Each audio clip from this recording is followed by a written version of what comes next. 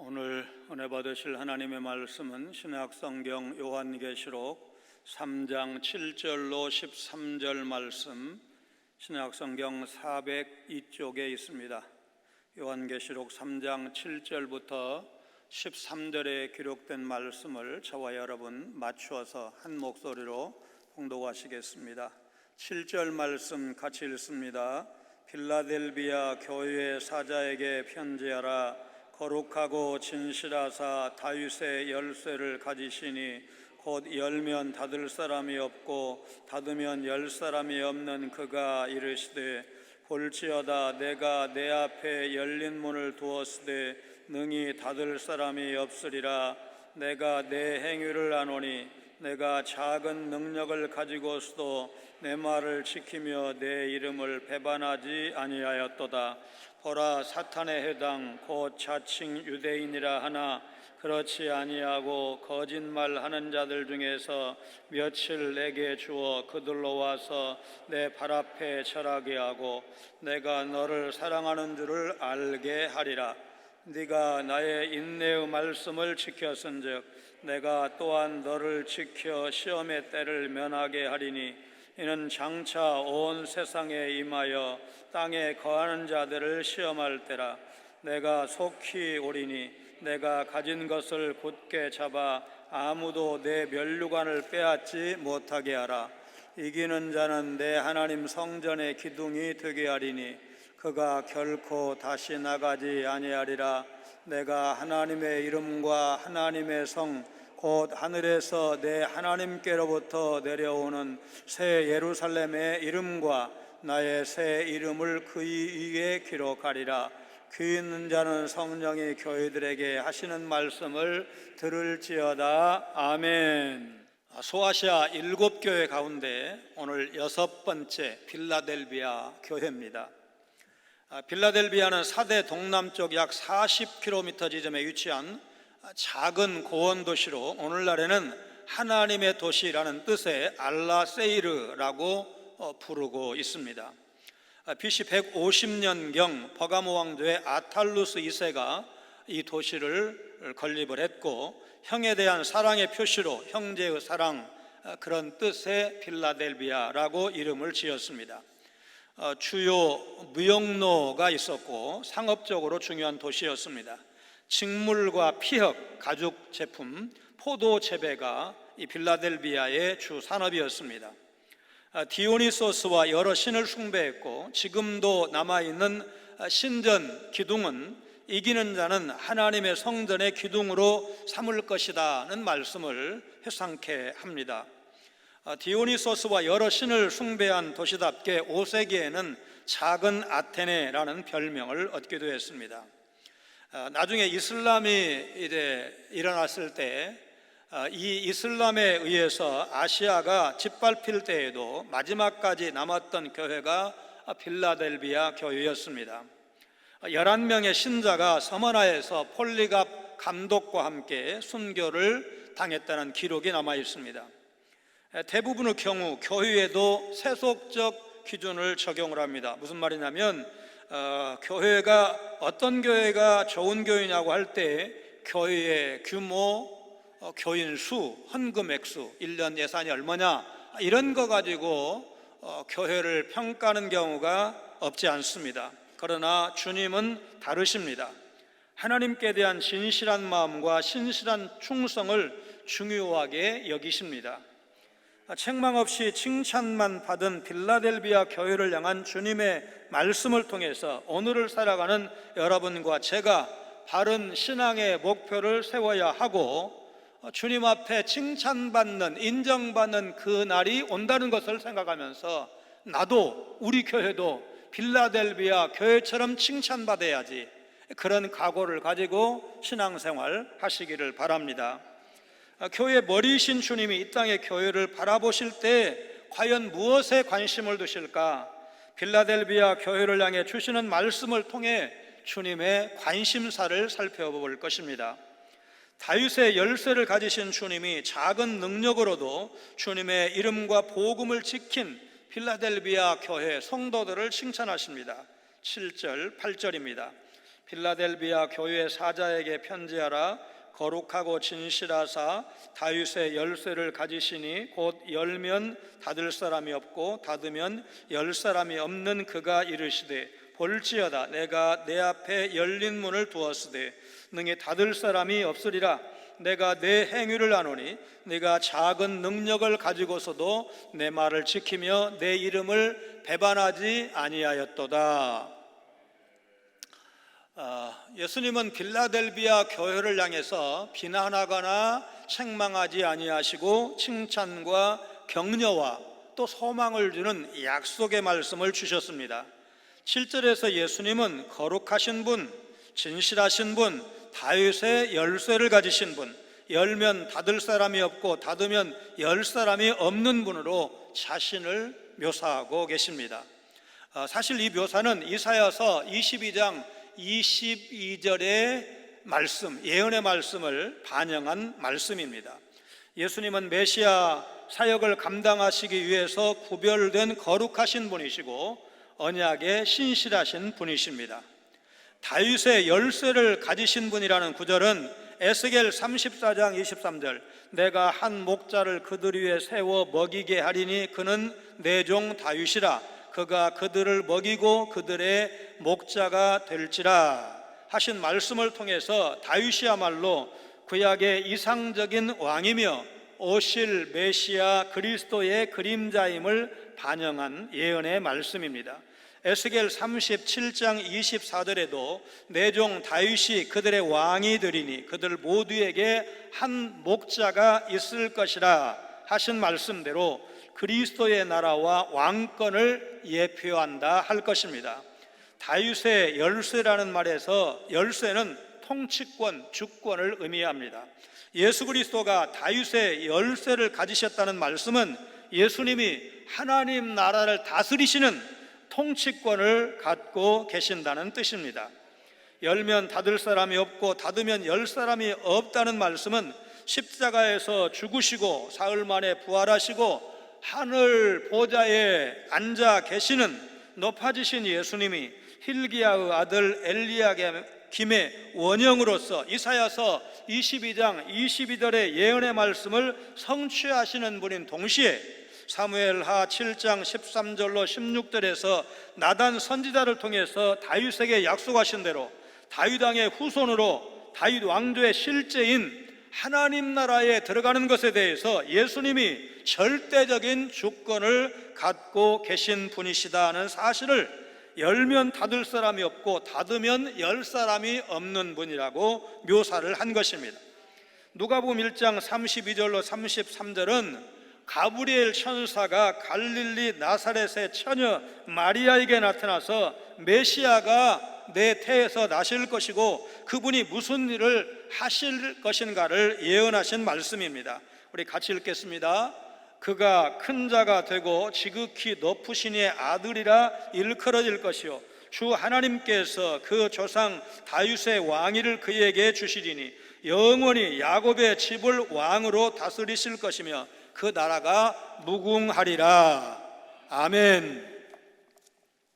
예수님은 빌라델비아 교회를 향해서 볼지어다 내가 내 앞에 열린 문을 두었으되 능히 닫을 사람이 없으리라고 말씀하셨습니다. 그리고 빌라델비아 교회 성도들의 행위, 작은 능력을 갖고도 주님의 말씀을 지켰고 주님의 이름을 배반하지 않았다는 사실을 칭찬하셨습니다. 열린 문이라는 말은 고린도전서 16장 9절 어려운 일은 있었지만 내게 광대하고 유효한 문이 열렸다고 말씀한 것처럼 복음 전파의 기회가 이 빌라델비아 교회 안에 열렸다는 것을 상징하는 표현입니다. 신실한 성도가 믿음의 시련 속에서도 복음과 사도들의 가르침에 충성을 다하다가 하나님 나라에 들어갈 때 열린 구원의 문, 천국의 문을 의미하는데 그렇다면 그리스도께서 열어주신 이 구원의 문, 천국의 문을 닫을 사람이 없다는 것입니다. 또 열린 문은 빌라델비아 교회가 유대인의 회당에는 들어가지 못할지라도 메시아 왕국에는 들어갈 수 있음을 강조하는 말씀입니다. 빌라델비아는 지정학적으로 부르기아의 도시들로 들어가는 골짜기 끝에 있었는데 마치 출입문 같은 위치에 있었습니다. 필라델비아 교회가 전도의 전도 기지로서의 역할을 감당하게 된 것은 이 교회가 크고 강해서가 아니라 좀 작지만 적은 능력을 가지고 있었지만 그들이 주님의 손에 붙잡혀 있었기 때문에 가능했던 것입니다. 8절은 이사야서 45장 1절과 연결되는 말씀입니다. 내가 그 앞에 문들을 열고 성문들이 닫히지 못하게 하리라. 이사야 선지자의 예언은 대적들과 비교할 때 이스라엘이 약하지만 이방 제국의 왕인 고레스를 사용하시는 여호와의 능력으로 인해서 이스라엘이 강해질 것을 예언한 말씀입니다. 하나님은 필라델비아 교회가 비록 작은 능력을 갖고 있지만 그들을 통해서 대적 가운데서도 효과적으로 역사하실 수가 있는 능력의 하나님이십니다. 주님의 능력은 고린도전서 1장 27절 말씀처럼 약한 데서 온전해지는 법입니다. 그러나 하나님께서 세상에 미련한 것들을 택하사 지혜 있는 자들을 부끄럽게 하려 하시고 세상에 약한 것들을 택하사 강한 것들을 부끄럽게 하려 하시며, P31이라는 책, 잠언이 31장까지 있죠. 미국의 세계적인 건축 설계회사 티마스의 경영자인 하영록 회장의 이런 고백이 나옵니다. 내가 성경 말씀을 본격적으로 읽기 시작한 것은 이식 수술을 위해 병원에 입원했을 때부터입니다. 말씀을 읽고 또 읽으면서 하나님을 두려운 마음으로 바라봤습니다. 병원은 내게 광야와 같은 것이었습니다. 나는 의식이 있는 거의 모든 시간에 성경을 읽었습니다. 그때는 하나님과 나 둘밖에 없었습니다. 그러던 어느 날 이전에는 무심히 넘겼던 말씀이 마음에 들어왔습니다. 내 이웃을 내 자신같이 사랑하라는 말씀이었습니다. 건강했을 때 그 말씀은 나와 상관없는 말씀이었습니다. 그러던 어느 순간부터 그 말씀이 나와 상관 있는 말씀으로 다가왔습니다. 이때부터 하나님은 이기적인 나를 계속해서 깨워가셨습니다. 그때까지 나의 신앙은 수직적이었습니다. 하나님과 나의 관계에 이상이 없다고 확신했고 그 사랑 안에서 나의 능력을 확인하고 오직 나만 바라봤습니다. 다른 사람을 섬기는 일은 그 일을 위해 부르심을 받은 목사나 선교사님들이 하면 되므로 나는 내게 주어진 일만 열심히 하면 된다고 생각을 했습니다. 그런데 성경을 읽으면 읽을수록 하나님이 나에게 말씀하시는 것은 한 가지였습니다. 일단 구원을 받은 자에게는 할 일이 있다는 것입니다. 구원은 선물로 주시지만 받은 사람은 그 선물을 수평적으로 사람들에게 나누어야 한다는 것을 깊이 깨닫게 되었습니다. 지금까지 나는 내 가족을 포함한 나만을 위해서 살았습니다. 가족을 위해 열심히 일했고 부모님을 위해 좋은 대학에 갔습니다. 그것도 사실 나 자신을 위한 일이었습니다. 구원을 받고도 하나님이 아닌 나 자신을 섬기고 있었던 것입니다. 주님은 그렇게 세상과 죄를 향해 달려가는 나를 붙들어 세우셔서 참 성도된 자의 길로 돌이키시려고 심장 병동까지 오게 하신 것입니다. 그걸 확신하면서 나는 내 삶의 중심을 내가 아닌 남에게 두기로 결심을 했습니다. 유럽의 오래된 예배당을 이제 돌아보면서 어느 교회를 가게 되면 예배를 드리고 있지는 않지만 파이프 오르간 연주자가 나와서 그 연주하는 그 곡을 들을 기회가 있습니다. 몇 번 있었던 것으로 기억을 하는데 그때 참 그 잘 지은 예배당에 어떻게 저렇게 아름다운 파이프 오르간을 연주하냐 감탄을 한 적이 있습니다. 그러나 단도직입적으로 그 교회와 네 교회를 바꾸고 싶냐 그렇게 묻는다면 바꾸고 싶지 않습니다. 주님의 관심은 예배당 크기, 출석 교인수, 예배의 형식이 얼마나 화려하고 격조가 높은가에 있지 않습니다. 교회를 향한 주님의 관심은 신자 한 사람 한 사람이 세상에서 믿음으로 주님의 이름과 복음을 부끄러워하지 않고 전심으로 따르고 있는가입니다. 그렇기에 교회가 세상 기준으로 볼 때 규모가 크지 않고 화려하지 않다고 할지라도 경건의 모양이 아닌 복음의 능력으로 그리스도를 자랑하고 드러낸다면 그 교회를 주님은 분명히 기뻐하실 것이다. 여러분 믿으시기를 바랍니다. 주님은 칭찬에 이어서 고난 중에도 믿음을 지키는 빌라델비아 교회에게 더욱 굳게 복음을 붙잡으라고 명령하십니다. 9절입니다. 보라, 사탄의 회당 곧 자칭 유대인이라 하나 그렇지 아니하고 거짓말하는 자들 중에서 며칠 내게 주어 그들로 와서 내 발 앞에 절하게 하고 내가 너를 사랑하는 줄을 알게 하리라.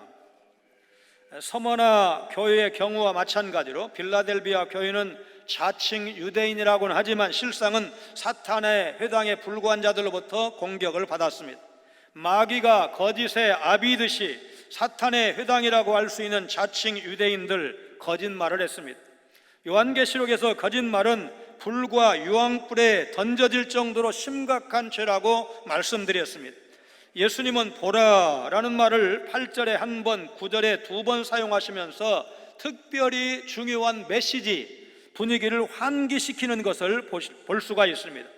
주님은 서머나 교회에게 약속하신 것처럼 빌라델비아 교회 성도를 향해서도 그들의 발 앞에 사탄에 의해 조종된 유대인들이 굴복하게 될 것을 약속하십니다.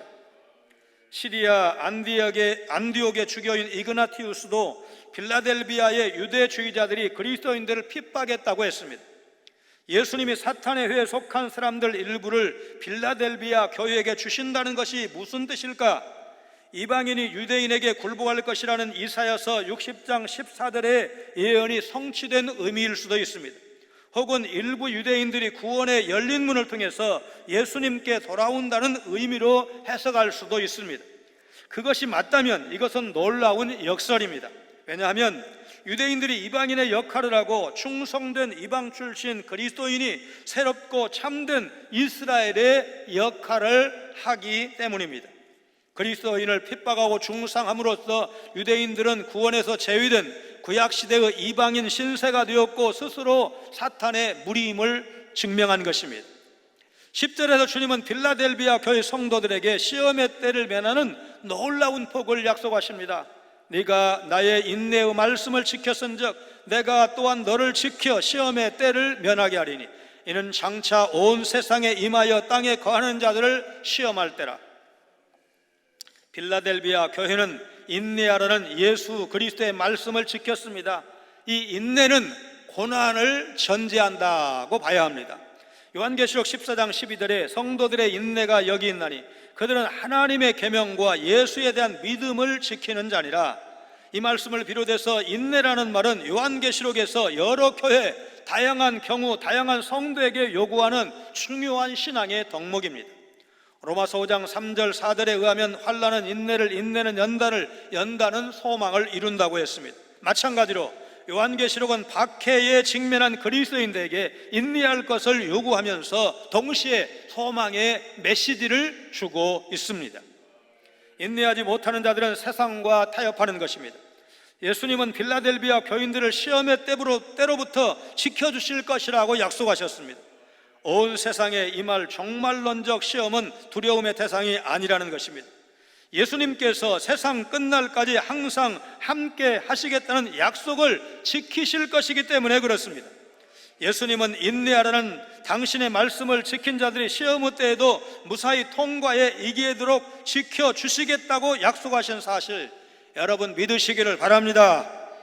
11절에서 예수님은 속히 오시겠다고 약속하십니다. 내가 속히 오리니 네가 가진 것을 굳게 잡아 아무도 내 면류관을 빼앗지 못하게 하라. 예수님이 속히 오실 것이라는 말씀은 교회와 성도들에게 종말론적 긴장감을 느끼게 합니다. 종말론적 신앙을 가진 이들은 지금까지 지켜온 믿음을 굳게 잡고 버리지 않아야 합니다. 면류관을 바라보면서 환난을 이겨내셔야 합니다. 기독교를 박해하는 로마와 교회를 공격하는 자칭 유대인, 미혹하는 거짓 선지자들은 성도에게 약속된 면류관을 뺏으려고 호시탐탐 노리는 악의 세력에 불과한 것입니다. 면류관에 해당하는 헬라어는 스테파노스라는 말인데 스데반 집사 생각하시면 됩니다. 운동 경기에서 이긴 자가 받는 꽃으로 만든 관을 의미합니다. 여러분 십자가 없이는 면류관도 없습니다. 땀 흘려 훈련하지 않고 올림픽에서 금메달을 딸 수는 없는 것입니다. 작년 6월 프랑스 오픈 테니스 대회에서 있었던 일입니다. 우승을 차지한 스페인의 라파엘 나달 선수 못지않게 대회에서 관중의 관심을 받은 선수가 있었습니다. 프랑스의 니콜라 마유라는 선수입니다. 그는 단 한 번도 3라운드 이상 진출해보지보단 37의 노장이었습니다. 16강 진출을 기대했지만 아르헨티나의 레오나르도 마예르 선수에게 패배해서 결국 탈락했습니다. 탈락한 마유 선수는 코트에서 눈물을 흘렸고 눈물을 참으려 애썼지만 아쉬움에 눈물이 쉽게 그치지 않았습니다. 그런데 그때 어린 꼬마 하나가 뛰어와서 마유를 꼭 껴안아 주었습니다. 마유의 7살 된 아들이었습니다. 마음 아파하는 아빠를 작은 두 손으로 안아주면서 위로해 준 것입니다. 지켜보던 모든 관중이 함께 눈물을 흘렸고 마유와 그 아들이 손을 흔들어 인사하며 코트를 떠날 때 관중들은 다 자리에서 일어나서 박수를 보내주었습니다. 한 칼럼니스트는 이 장면을 보고 마유가 테니스 선수로는 우승하지 못했지만 아버지로서는 이겼다, 그렇게 신문에 썼습니다. 아들의 위로와 격려는 경기에서는 졌지만 아버지인 마유에게 큰 위로가 되었을 것입니다. 세상에서는 마치 패배하는 것처럼 보일 수도 있지만 믿음을 지킨 사람에게는 그 어떤 위로보다 하나님의 칭찬과 위로가 기다리고 있다는 사실이 힘이 될 것입니다. 상황 어려운 것 감안하면 이 정도 하는 것도 어디야? 여러분, 그렇게 현재에 만족하지 않으시길 바랍니다. 너무 힘들어요. 그렇다고 여러분 멈추지도 않으시길 바랍니다. 우리 믿음의 사람은 계속해서 믿음의 선한 싸움을 싸우면서 우리 이제 믿음의 행진, 신앙의 경주를 계속해야 한다는 사실입니다.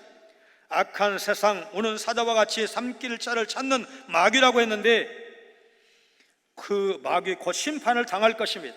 이 세상과 마귀는 언제 있었느냐는 듯 우리 눈앞에서 사라지게 될 것입니다. 그렇게 이 세상과 마귀를 두려워하지 않으시길 바랍니다. 그들이 우리의 밥이라는 사실을 기억하시기 바랍니다. 교회와 성도는 반드시 승리하도록 되어 있다는 사실입니다. 그날 그 순간을 위해서 끝까지 인내하며 달려갈 길을 가고 주님이 맡기신 사명을 끝까지 완수하기를 결심하시는 여러분 모두가 되시기를 주의 이름으로 축원합니다. 교회의 믿음을 칭찬하시고 마지막까지 인내하며 복음을 지키도록 명령을 주신 주님, 좋은 것을 주시겠다고 약속을 하십니다. 끝까지 복음을 지킨 빌라델비아 교회 성도들을 향해서 하나님의 성전의 기둥이 되게 하실 것이라고 약속을 하신 겁니다. 12절 13절 말씀 같이 읽습니다. 이기는 자는 내 하나님 성전의 기둥이 되게 하리니 그가 결코 다시 나가지 아니하리라.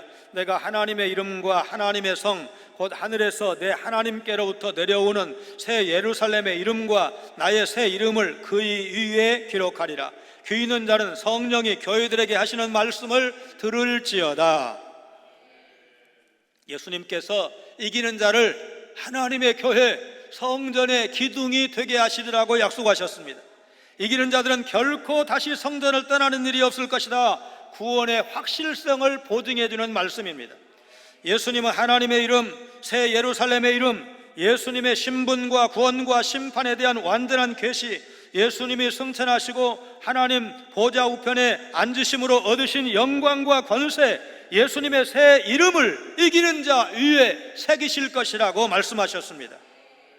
12절 앞부분을 문자적으로 번역하면 이기는 자, 내가 그를 나의 하나님의 성전 안에 기둥으로 만들 것이다, 그렇게 됩니다. 솔로몬이 봉헌한 예루살렘 성전에는 야긴과 보아스라고 불리는 두 기둥이 있었습니다. 사도 바울은 갈라디아서 2장 9절을 보면 야고보와 게바와 요한, 그러니까 야고보와 베드로와 요한을 초대교회의 기둥이라고 불렀습니다. 여기서 기둥은 중요한 일꾼이라는 뜻이고 안정됨과 영구성을 상징하는 표현입니다. 역사적으로 주 17년에 빌라델비아는 이후 4대와 함께 지진 때문에 파괴되고 그래서 주민들이 뿔뿔이 흩어진 일이 있었는데 티베리우스 황제의 지시로 재건되었습니다. 그러나 예수님은 이기는 자들이 하나님의 성전을 떠나는 일이 없을 것이라고 약속하셨습니다. 새 예루살렘의 이름을 이기는 자들에게 기록하신다는 말씀은 그들이 세상을 살아갈 때 그리스도의 신부로 소망 가운데 살면서 신랑 되신 그분의 은택을 입을 것이라는 뜻입니다. 요한계시록 21장 2절 말씀 기억하실 것입니다. 같이 읽습니다. 또 내가 보매 거룩한 성 새 예루살렘이 하나님께로부터 하늘에서 내려오니 그 준비한 것이 신부가 남편을 위하여 단장한 것 같더라.